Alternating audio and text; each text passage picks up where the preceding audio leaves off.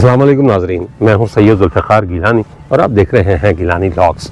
आपने ये तो आमतौर पर सुना होगा कि घोड़े, हाथी, ऊँट, किले, महल हुक्मरानों की मिल्कियत हुआ करते थे और उन्हें हुक्मरानों के नाम से याद किया जाता था। लेकिन पाकिस्तान में एक रेलवे लाइन ऐसी थी जिसे हुकूमत यानी हुक्मरान के नाम से याद किया जाता था और उसे कहा जाता था दरबार रेलवे लाइन या दरबार लाइन। उसकी वजह ये थी कि ये रेलवे लाइन रियासत बहावलपुर की हदूद में वाक़ थी और इसे बनवाने के लिए तमाम तर अखराजात नवाब बहावलपुर ने अदा किए थे। लिहाजा इस रेलवे लाइन का नाम रख दिया गया दरबार लाइन। अंग्रेज़ों के दौर में ये तामीर हुई और इसकी तामीर में अंग्रेज़ों ने ही हिस्सा लिया, लेकिन चूँकि ये रियासत का हिस्सा थी लिहाजा ये और एक खानपुर से चाचड़ा जाया करती थी रेलवे लाइन, वो भी दरबार की मिल्कियत थी। लिहाजा इस रेलवे लाइन को दरबार की मिल्कियत करार देकर दरबार लाइन का नाम दिया गया और ये रेलवे लाइन बिछाई गई बहावल नगर से फोर्ट अब्बास तक। ये मैं आज फोर्ट अब्बास के रेलवे स्टेशन पर मौजूद हूँ। ये वो रेलवे स्टेशन है जो गए ज़मानों में एक मसरूफ़ रेलवे स्टेशन हुआ करता था। अब तो एक खंडर आपके सामने है, खंडर इमारत है और कुछ भी बाकी नहीं बचा। मेरे पास सिवाय दरबार लाइन की कहानी सुनाने के और कुछ नहीं है। ये खंडर मैं आपको दिखाकर उस दौर की याद ताज़ा कर दूंगा जिस ज़माने में ये ट्रेन चला करती थी। 28 अप्रैल 1928 को इस ट्रेन सर्विस का इफ्तिताह हुआ, यानी बहावल नगर से फोर्ट अब्बास रेलवे लाइन का, या आप दूसरे अल्फाज में कह लें कि दरबार लाइन का। ये बुनियादी तौर पर गल्ले और अनाज के ताजरों के लिए बनाई गई थी ताकि उनका जो गल्ला है वो रियासत से बाहर यानी रियासत बहावलपुर से बाहर हिंदुस्तान के दूसरे शहरों तक पहुंच सके। इसीलिए नवाब बहावलपुर ने रियासती अखराजात पर इसे बनाया और इसका लोगों को फ़ायदा भी हुआ। ये हारूनाबाद और डूंगा भूंगा एक ज़माने में बहुत बड़ी मंडियाँ हुआ करती थी, आज भी हैं, दोनों शहरों में आज भी बड़ी बड़ी मंडियाँ हैं। उन्हें फ़ायदा पहुँचाने के लिए ये रेलवे लाइन बनाई गई। इसकी लंबाई बाज़ जगहों पर लिखा हुआ है कि 84 किलोमीटर थी और बाज़ जगहों पर लिखा हुआ है कि 112 किलोमीटर थी। यानी उस ज़माने में किलोमीटर तो नहीं होते थे, आप ये कह सकते हैं कि बाज़ जगहों पर 52 मील लिखा हुआ है और बाज़ जगहों पर 63 मील लिखा हुआ है कि इस रेलवे लाइन की लंबाई ये थी। अच्छा, बहुत सारे लोगों का ख्याल ये है कि ये रेलवे लाइन फोर्ट अब्बास पर आकर ख़त्म हो जाया करती थी, लेकिन ऐसा नहीं था। ये बहावल नगर से जब निकलती थी तो इस पर 11 रेलवे स्टेशन होते थे मजमूई तौर पर, जिनमें छोटे छोटे स्टेशन भी थे, लेकिन इनके जो बड़े रेलवे स्टेशन थे उनमें डूंगा भूंगा था, हारूनाबाद जो मंडी थी बड़ी फ़कीर वाली रेलवे स्टेशन हुआ करता था और खिच्ची वाला रेलवे स्टेशन हुआ करता था। ये उन स्टेशन पर रुकाती ट्रेन यहाँ पहुँचा करती थी फोर्ट अब्बास।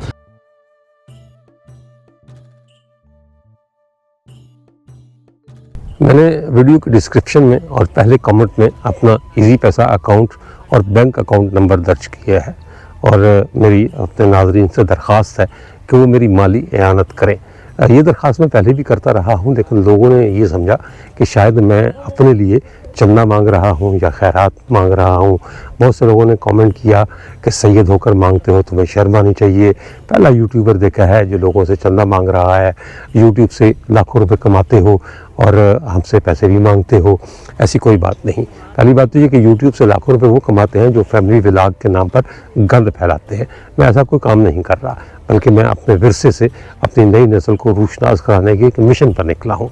अगर मैंने माली एआनत आपसे मांगी है तो अपने घर के खर्च के लिए या किसी चंदे के तौर पर नहीं मांगी, कोई खैरात नहीं मांगी, बल्कि मैंने ये दरख्वास्त की है कि ये मिशन जो नई नस्ल को अपने गुजरे हुए कल से रूशनास कराने के लिए मैं लेकर चला हूँ, इसमें मेरा साथ दीजिए। व्लॉगिंग बहरहाल एक महंगा शौक़ है और मुझे बहुत दूर दूर सफ़र करना पड़ता है, जिस पर अखराजात भी आते हैं, जाने आने रहने खाने पीने के, वो अखराजात यूट्यूब के पैसों से पूरे नहीं होते।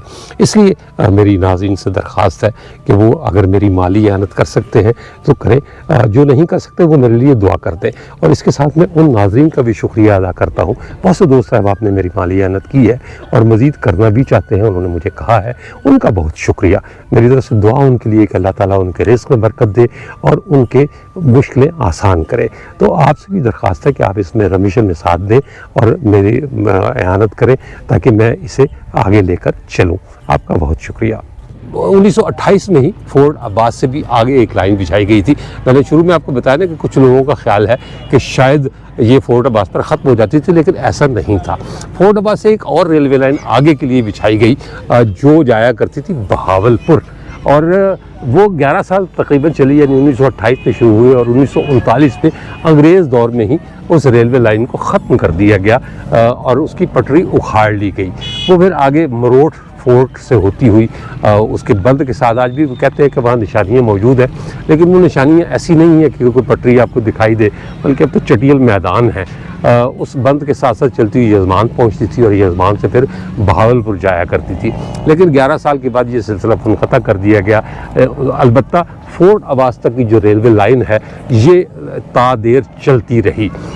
26 जुलाई 2011 को इससे बाकायदा तौर पर बंद रेलवे सेक्शन करार दे दिया गया। हालांकि 2002 में ही इस रूट पर ट्रेनों की आमद-ओ-रफ्त को मुअत्तल कर दिया गया था।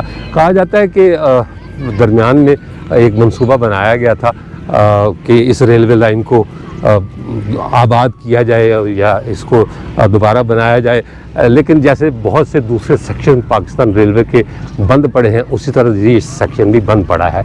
बहुत सी जगहों पर से पटरी ख़त्म हो गई है, लेकिन ज़्यादातर पटरी मौजूद है। आज भी बहावलनगर से फोर्ट अब्बास जो सड़क आती है उसके साथ साथ अगर आप बहावलनगर से आ रहे हैं तो आपके उल्टे हाथ को, और अगर आप फोर्ट अब्बास से जा रहे हैं बहावलनगर तो सीधे हाथ को आज भी पटरी बहुत सी जगहों पर मौजूद है। मैं फोर्ट अब्बास रेलवे स्टेशन पर मौजूद हूँ। ये बड़ा लंबा चौड़ा साया भी आपको दिखाई दे रहा होगा। शाम का वक्त है, असर हो चुकी है और मगरिब होने में कोई थोड़ा सा ही वक्त बाकी है। कोशिश मेरी यही है कि कोई एंगल ऐसा हो कि आपको मेरा साया ना आए। मैं चलते चलते प्लेटफार्म पर जो एक ज़माने में आबाद हुआ करता था, मैं वहाँ आ गया हूँ जहाँ इस रेलवे स्टेशन का बोर्ड लगा हुआ है फोर्ट अब्बास, और इसके आगे एक शेड बना हुआ है जहाँ कभी सामान उतारा जाता था, गल्ला उतारा जाता था। ये फोर्ट अब्बास का बोर्ड है। चलते हैं, टहलते हुए साथ आपसे बातें करते जाते हैं और साथ आपको वो गोदाम दिखाकर फिर वापस लाते हैं। ये इस वक्त तो खैर 3 पटरियाँ मुझे दिखाई दे रही हैं, मुमकिन तौर पर इससे ज़्यादा होंगी, इसलिए कि ट्रेनें आया करती थी। कहते हैं 2 पैसेंजर ट्रेनें दिन में चला करती थी अपना बहावलनगर से फोर्ट अब्बास के लिए, और फिर वो फोर्ट अब्बास से वापस जाया करती थी। एक ओवरनाइट ट्रेन भी चला करती थी। बड़ी दिलचस्प ये ट्रेन सर्विस हुआ करती थी जो बाद में फिर बंद कर दी गई। ब्लॉग के दौरान ये पूरी कौम मेरे पीछे पड़ गई कि आप टिकटॉक बनाने आए हो। मैंने कहा नहीं बेटा, मैं टिकटॉक बनाने नहीं आया। हमारा बॉस है, ये हमारा बॉस है, ये हमारा बॉस है। तुम लोग सिर्फ खेलते हो या पढ़ते हो? कौन कौन सी क्लासों में पढ़ते हो? मैं 12वीं 13वीं 18वीं कौन पढ़ता है? 18वीं है बंदा पढ़ता है। 18वीं क्लास होती है। अच्छा चलो ठीक है, बस और बच्चा लोग शोर नहीं करते। मेरा ख्याल ये था कि बच्चे इन झोपड़ियों के रहने वाले हैं, लेकिन बच्चों ने मुझे बताया कि नहीं जी, हम यहाँ सिर्फ खेलने के लिए आए हैं, हमारा इन झोपड़ियों से कोई ताल्लुक नहीं। ये एक लिवर मुझे नज़र आ गया है जो उस दौर का लगा हुआ है। ये अब लावारिस ही रह गया। लिवर के आगे जो राड लगी हुई थी वो भी ख़त्म हो गई। मेरा मकसद इस छपरे तक पहुंचना था। दरम्यान में ये क्रिकेट ग्राउंड बना हुआ है। अब ये जो रेलवे की मिल्कियत में ज़मीन थी वहाँ ये बच्चा लोग खेलते हैं और मौज उड़ाते हैं, शोर करते हैं। मुझे भी उन्होंने धमकी दी है कि अगर हमारी वीडियो नहीं बनाओगे तो हम शोर करेंगे। खैर, हम बात कर रहे थे इस रेलवे लाइन की कहानी की। बहावलनगर से फोर्ट अब्बास के लिए 2 रेलगाड़ियाँ मतलब रोज़ाना की बुनियाद पर चला करती थी। कहते हैं कि एक गाड़ी दोपहर को 2 बजे निकलती थी और उसके 30 मिनट बाद यानी 2:30 बजे दूसरी गाड़ी निकला करती थी। ये पैसेंजर ट्रेन होती थी, हर स्टेशन पर रुकती थी। लेकिन दिलचस्प बात यह है कि इन ट्रेनों को बार्टर ट्रेन के नाम से याद किया जाता है। यानी जो लोग पैसे देकर बैठते थे वो तो जाहिर सी बात है मुसाफिर होते थे, लेकिन इसके अलावा भी अगर आप रास्ते में से कहीं बैठना चाहते थे तो या तो चारे का कोई गट्ठा लेकर खड़े हो जाए, गन्ने लेकर खड़े हो जाए, या कोई अनाज की बोरी लेकर खड़े हो जाते तो आप ड्राइवर को इशारा करते तो वो वहाँ आपके लिए गाड़ी न सिर्फ रोक लेता बल्कि जहाँ आप चाहते थे वो उतार भी देता था। तो ये एक लिहाज से पाकिस्तान की बड़ी दिलचस्प ट्रेन थी, अजीबोगरीब ट्रेन भी थी जो बॉर्डर ट्रेन कहलाई और लोगों लोग जो है वो जिन्स के बदले सफ़र किया करते थे, यानी गल्ला दे दिया या कोई खाने पीने की चीज़ दे दी ड्राइवर को और वो उनके लिए गाड़ी को रोक लिया करता था। ऐसा मेरा ख्याल है कि फोर्ट अब्बास बहावल नगर ट्रेन के अलावा शायद ही कोई ट्रेन ऐसी होगी जिस पर ये मामला होता होगा या इस तरह सवारी की जाती होगी। दूसरी दिलचस्प बात ये थी कि 2 गाड़ियाँ बहावल नगर से चला करती थी यहाँ फोर्ट अब्बास के लिए। एक निकलती थी दोपहर को 2 बजे और दूसरी निकला करती थी 2:30 बजे, और वो इसी तरह सुस्त रफ्तारी से चलती हुई लोगों को रास्ते से बिठाती उतारती, कोई मेरा ख्याल 3-4 घंटों में फोर्ट अब्बास पहुँचती और फिर फोर्ट अब्बास से वापस जाती। इसके अलावा एक ओवरनाइट सर्विस हुआ करती थी। ये मैं पहले आपको छपरा दिखा दूँ, फिर उस ओवरनाइट सर्विस के बारे में बताता हूँ कि वो क्या चीज़ होती थी। ये जनाब छपरा रह गया, यहाँ कभी गल्ला ज़ख़ीरा किया जाता था, अनाज होता था और यहाँ से ट्रेन की बोगियों पर लादा करते थे, क्योंकि इन मंडियों की जो जिन्स थी, गल्ला था, अनाज था, वो इसी रेलवे के ज़रिए जाया करता था। वो दूर एक सिग्नल भी दिखाई दे रहा होगा आपको, सिग्नल लगा हुआ है, उसके आगे रेलवे लाइन पर तजावज़ात आ गई हैं, गाड़ियाँ खड़ी दिखाई दे रही हैं मुझे। तो अब ये रेलवे लाइन ख़त्म हो गई और अब दोबारा बहाली का मुझे कोई इम्कान भी नज़र नहीं आता।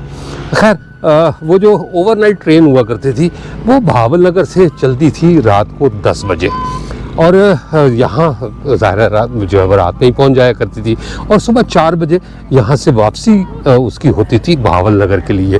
अब उस ज़माने में होटल नहीं होते थे, गेस्ट हाउसेस नहीं होते थे, लिहाजा मुसाफिर शाम के वक्त यहाँ आ जाया करते थे। सवारियाँ भी ऐसी नहीं थी, आजकल तो गाड़ियाँ चलती हैं ना, उस ज़माने में सवारियाँ ऐसी नहीं थी, बल्कि लोग जो है वो ऊँटों पर, घोड़ों पर, पैदल, बैलगाड़ियों पर, ऊँट गाड़ियों पर स्टेशन आ जाया करते थे और फिर वो रात यहीं गुजारा करते थे। ये जो आपको मैदान नज़र आ रहा है, कहते हैं कि यहाँ रेत के टीले हुआ करते थे उस ज़माने में, तो इन रेत के टीलों पर वो रात गुजारा करते थे और सुबह 4 बजे उस ट्रेन की, ओवरनाइट ट्रेन की वापसी हुआ करती थी और फिर वो बैठकर बहावल नगर जाया करते थे। अब तो फोर्ट अब्बास शहर की शक्ल बदल गई, वरना कहते हैं कि जगह जगह रेत के टीले होते थे और लोग जो है वो यहाँ आते थे, तो कोई गेस्ट हाउस, कोई होटल वगैरह नहीं होता था। तो ये वो ट्रेनें थी जो आजकल की लोकल गाड़ियों की तरह, यानी बसों की तरह चलती थी कि जहाँ सवारी देखी, किसी ने हाथ दिया तो ड्राइवर ने गाड़ी को रोक लिया और फिर जहाँ उसने उतरना है वहाँ उतार दिया। तो इस दरबार लाइन की सबसे दिलचस्प बात यही थी कि ये सिग्नल्स पर नहीं बल्कि झंडियों के सहारे चला करती थी। झंडी का मकसद ये है कि बाद लोगों ने हाथ में कपड़े भी पकड़े होते थे, वो कपड़ा लहराकर ट्रेन को रोक लिया करते थे और वो रुक जाया करती थी। लेकिन फिर ये सिलसिला ख़त्म हो गया। अब चूँकि ट्रांसपोर्ट का ज़्यादा ज़ोर है, लोग अब ज़्यादा पसंद करते हैं सड़क के ज़रिए जाना। उसकी वजह ये कि एक तो गाड़ियाँ बहुत हैं, ट्रेन दिन में 2 दफ़ा चलती है किसी शहर के लिए, तो गाड़ियाँ जो है वो 6 दफ़ा या 8 दफ़ा चलती हैं। बेशक फोर्ट अब्बास बहुत बदल गया, अब रेत के उन टीलों की जगह घर आ गए, सड़कें बन गई, जो है वो बसें आ गई, कोचेज़ आ गई, लेकिन पुरानी यादें अब भी ज़िंदा हैं। रेलवे लाइनें वीरान हो गई, लेकिन उनके साथ जो बस्तियां हैं वो आबाद हो गई। मैं चलते चलते दोबारा प्लेटफॉर्म पर आ गया हूँ, तो ये सामने फिर फोर्ट अब्बास का बोर्ड दिखाई दे रहा है। चलते हैं इसके खंडर के पास और फिर वहीं पर अपना व्लॉग भी ख़त्म करते हैं और इस रेलवे लाइन का नोहा पढ़ते हैं। नोहा क्या पढ़ना है, जो हमारे बड़ों की मर्ज़ी है वो होता है, जो नहीं मर्ज़ी वो नहीं होता। अब बहुत से ऐसे सेक्शन बंद पड़े हैं, चकवाल मंदरा सेक्शन बंद है। मैं आ रहा था तो मैंने देखा कि एक ज़माने में जो खेड़ा को रेलवे लाइन जाया करती थी, जब मोटरवे का पुल उस पर बना हुआ है और रेलवे लाइन के अंदर झाड़ियाँ उगी हुई हैं, यानी वो रेलवे लाइन ख़त्म हो गई। अंग्रेज़ों ने बहुत सी ब्रांच लाइन्स बनाई थी और मैं अक्सर कहता होता हूँ कि मान लिया कि अंग्रेज़ कासिब थे, उन्होंने हिंदुस्तान के जो वसाइल थे उन्हें बहुत बुरी तरह लूटा, ख़जाने लूट कर ले गए, सोने की चिड़िया कहा करते थे। लिहाजा उन्होंने इसके साथ सलूक भी वही किया कि जो चीज़ मिली उन्होंने उसे इंग्लैंड मुंतकिल कर दिया। लेकिन जाते जाते वो कुछ चीज़ें हमें दे गए, जिसमें रेलवे लाइन भी शामिल थी। ये मवासलात का वो ज़रिया था जो उस ज़माने में और आज भी सस्ता तरीन ज़रिया था और लोग इसे इस्तेमाल करते थे। और ये उनमें, लेकिन हमने इन चीज़ों को संभाल कर नहीं रखा। अगर संभाल कर रखा होता तो हमारा पड़ोसी मुल्क भारत, वहाँ एक बहुत वसी ट्रेन नेटवर्क मौजूद है, उनकी पटरियों की हालत बेहतर है, हमारे यहाँ आए दिन कोई ना कोई ट्रेन डीरेल हुई होती है और हादसात की शरह जो है वो बहुत ज़्यादा है। ये इसी वजह से है कि हमने खुद अपने विरसे को, अपनी तारीख को, अपनी मीरास को हमने बर्बाद किया। नहीं जी, मैं चलते चलते दोबारा पहुंच गया हूँ फोर्ट अब्बास रेलवे स्टेशन पर। यहाँ बस शाम में जो लोग फारिग होते हैं वो आ जाते हैं, या ये सामने कचरे के ढेर लगे हुए, मेरा ख्याल है कि फोर्ट अब्बास शहर का कचरा यहीं अब फेंका जाता है, क्योंकि रेलवे की ज़मीन का तो वाली वारिस कोई नहीं बचा, तो अब सिर्फ यही रह गया है। आइए ज़रा खंडर भी देखते हैं कि खंडर में जो कमरे थे वो कैसे थे, कौन कौन से दफ्तर बने हुए थे। यकीनी तौर पर कोई स्टेशन मास्टर का दफ्तर होगा। ये सामने तो फोर्ट अब्बास रेलवे स्टेशन लिखा हुआ है, फोर्ट अब्बास। ऊपर एक नीम दायरे की शक्ल में भी फोर्ट अब्बास लिखा हुआ है। दोनों तरफ मेरे ख्याल उर्दू में लिखा हुआ है फोर्ट अब्बास, और दरमियान में अंग्रेज़ी में है। 160 किलोमीटर लिखा हुआ। अब ये 160 किलोमीटर कहाँ से इन्होंने शुरू किया हुआ है ये नहीं मुझे पता, नहीं शायद 60 है। बहरहाल जो भी है, ये जी इसकी इमारत। अंदर देखते हैं कि छतें वगैरह गायब हो चुकी हैं, दीवारें टूट फूट चुकी हैं, सारा कुछ ही उलट पुलट हो गया हुआ है। ये पार्सल गोदाम था। पहले मैं आपको ये दिखा देता हूँ। ये मेरा ख्याल है कि जो है वो मेन कमरा होगा स्टेशन मास्टर का, जहाँ स्टेशन मास्टर कभी बैठा करता था। बड़े खौफनाक अंदाज में लोहे के गार्डर बाहर निकले हुए हैं, ऊपर से ईंटें भी यकीनी तौर पर गिरती होंगी। अब ये जो छोटी सी इमारत रह गई है, मुझे नहीं पता कि टिकट कहाँ से मिलते थे, या मुसाफिर खाना भी यकीनी तौर पर कोई होगा। लेकिन मैंने जैसे पहले बताया कि लोग रेत की टीलों पर बैठकर गाड़ियों का इंतजार किया करते थे, तो मुमकिन तौर पर ऐसा ही होगा कि शायद कोई मुसाफिर खाना ना हो, बल्कि इसी तरह रेत की टीलों पर और ज़मीन पर और प्लेटफॉर्म पर कपड़े बिछा के वो बैठते हों और गाड़ियों का इंतज़ार करते हों। ये एक मुझे नज़र आया जी, ड्रिंकिंग वाटर फॉर ये क्या जी, मोहम्मदियन। अच्छा, ओहो, इसका मतलब है कि उस ज़माने में ज़ाहिर है पाकिस्तान बनने के पहले का दौर है, 1928 और 1947 का ज़माना। इसके दरमियानी के 19-20 साल जो थे, यहाँ हिंदू भी होते थे। तो उस ज़माने के जो रेलवे स्टेशन हुआ करते थे उसमें हिंदुओं और मुसलमानों के लिए पीने के अलग अलग बर्तन हुआ करते थे पानी के, ताकि वो उनसे पानी पी ले। तो ये मैंने गोलरा रेलवे स्टेशन पर भी देखा था जी, इस तरह का लिखा हुआ कि ड्रिंकिंग वाटर फॉर मोहम्मदियंस, यानी मुसलमानों के लिए पीने का पानी। तो यहाँ से मुसलमान पानी पिया करते थे। अब हिंदुओं को के लिए जो अगर कुछ लिखा हुआ है तो वो तो मुझे दिखाई नहीं दिया, वो तो कहीं गायब हो चुका, ख़त्म हो चुका। ये मुझे लग रहा है जी कि शायद कोई उसका मुसाफिर खाना था, और इधर से उसके टिकट मिला करते थे ट्रेन के। ये जो आपको बोर्ड नज़र आ रहे हैं, मुमकिन तौर पर इस पर ट्रेन के औकात लिखे जाते होंगे। ये ऊपर टाइम टेबल या किरायानामा जो व्हाट्सएवर जो भी होगा, लेकिन अब यहाँ कुछ नहीं है, और तो वो सारा कुछ ख़त्म हो गया। ये गार्डर लगा हुआ नज़र आया है, इसकी छत, बरामदे की छत भी गिर गई हुई है, जो मरकज़ी इमारत है उसकी छत भी ख़त्म हो गई हुई है। पार्सल गोदाम में अंदर अंधेरा ही होना है, पार्सल तो खैर ख़त्म हो गए, अब पार्सल नहीं है। कुछ लोग बैठे हुए अंदर महफिल जमा के। ये एक और कमरा आ गया सामने, ये सारे का सारा उसी इमारत का हिस्सा है। दरबार लाइन, ये तबाहशुदा दरबार लाइन। ये अच्छे वक्तों में यकीनी तौर पर सारा कुछ था, यहाँ पर सारी सहूलतें भी होंगी, लोगों के बैठने उठने की, जो स्टेशन का हमला होगा वो भी यहाँ तैनात होता होगा, लेकिन अब नहीं है। ये रेलवे की मखसूस छत इसी अंदाज में नीम मेहराबी और नीम दायरे की शक्ल में छतें बनाई जाती थी। बाहर बरामदे की छत भी ऐसी ही है। ये एक छोटा सा कमरा था, ये एक दूसरा कमरा है, ये तो बिल्कुल ही खुल गया जी, दूसरी तरफ से कमरा तो नहीं रह गया, अब ये बरामदा बन गया है। इसकी भी ये जो मेहराब है ये भी गिरने वाली है, मखदूश हालत है। यानी हमने चीज़ें बंद की, मुअत्तल की, और उसके बाद फिर इमारतों पर से तवज्जो हटा ली ताकि वो मलबे का ढेर बन जाएं। ये यहाँ भी मैंने बताया था कि बरामदे में भी इसी तरह की मेहराबी छत है जो रेलवे की पहचान हुआ करती थी। ये जी फोर्ट अब्बास रेलवे स्टेशन जो कभी आबाद था लेकिन अब बर्बाद है। जब रेलवे का सिलसिला बहावलपुर से मुनक़ता हुआ, यानी फोर्ट अब्बास तक रह गया, तो उसके बाद यहाँ से जो ट्रेन वापस जाया करती थी उसका रुख भी मोड़ा जाता था। लेकिन ये वैसा टर्न टेबल नहीं था जैसा कि आमतौर पर होता है कि उसे इंजन को खड़ा कर दिया जाता है और वो फिर उसे घुमा दिया जाता है और उसका रुख बदल जाता है, बल्कि ये एक तरह की मेरा ख्याल है, मैं इसे क्या वाई कहूँ, ये इंजन वहाँ जाता था, आगे आगे जो है वो उसका एक स्टॉप पॉइंट जिसे रेलवे की ज़बान में धक्का कहा जाता है, वो धक्का बना हुआ था, वहाँ इंजन जाता था और फिर वो उधर से दूसरी रेलवे लाइन पर जब जाता था तो उसका मुंह तब्दील हो चुका होता था। यानी ये देसी तरीका था इंजन का रुख बदलने का। ज़ाहिर है टर्न टेबल ज़्यादा महंगा होता है, ज़्यादा लागत का होता है।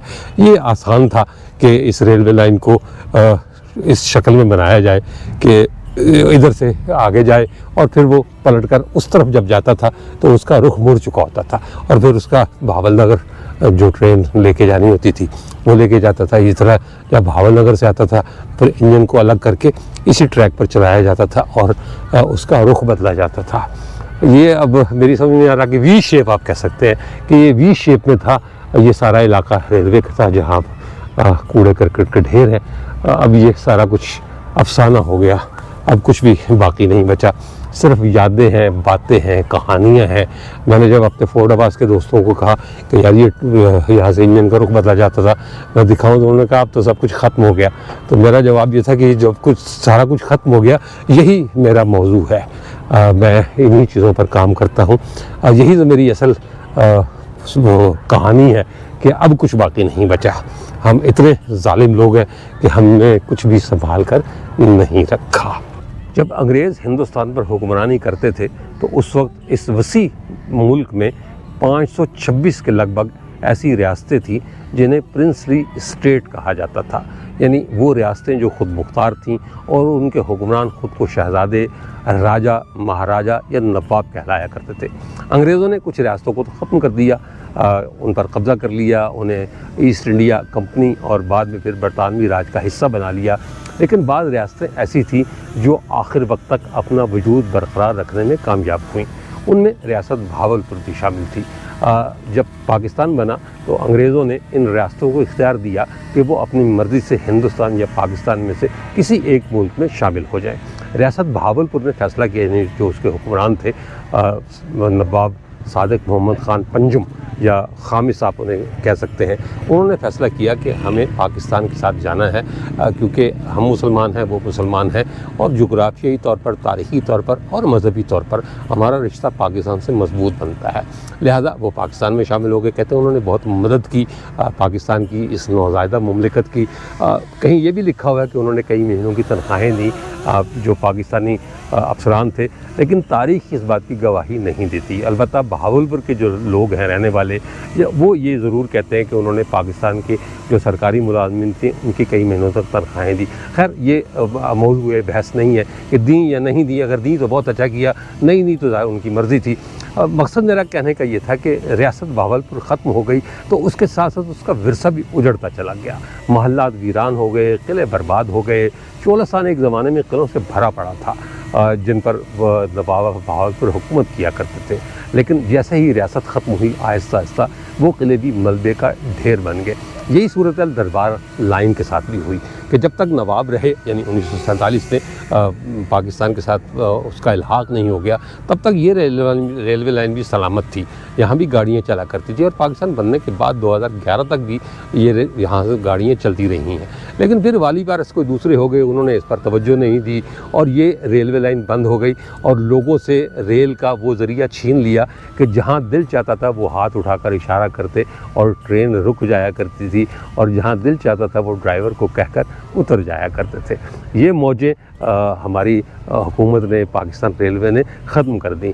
मैं ये नहीं कहता कि दोबारा इस तरह की मौजें होनी चाहिए, लेकिन अल्लाह के वास्ते ये जो चीज़ें हमारी बर्बाद हो गई हैं इन्हें दोबारा बना दें ताकि लोगों को सफ़र की सस्ती और आसान सहूलतें मुयस्सर आ सके। क्योंकि आज भी रेलवे इन रोड ट्रांसपोर्ट पर जो गाड़ियाँ चलती हैं उनकी निस्बत सस्ती है। इसके साथ ही इजाज़त दीजिए, इंशाअल्लाह ताला अगले व्लॉग में दोबारा मुलाकात होगी। तब तक के लिए अल्लाह हाफ़िज़।